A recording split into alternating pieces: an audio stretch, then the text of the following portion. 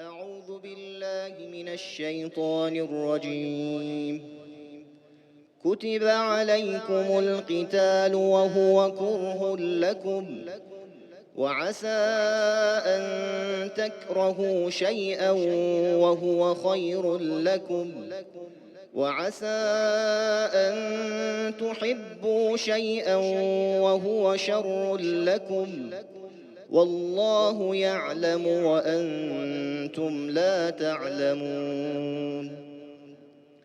يسألونك عن الشهر الحرام قتال فيه، قل قتال فيه كبير، وصد عن سبيل الله وكفر به والمسجد الحرام وإخراج أهله منه أكبر عند الله، والفتنة أكبر من القتل، ولا يزالون يقاتلونكم حتى يردوكم عن دينكم إن استطاعوا، ومن يرتدد منكم عن دينه فيمت وهو كافر فأولئك حبطت أعمالهم في الدنيا والآخرة،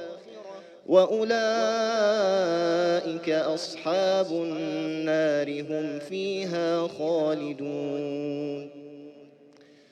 إن الذين آمنوا والذين هاجروا وجاهدوا في سبيل الله أولئك يرجون رحمة الله، والله غفور رحيم.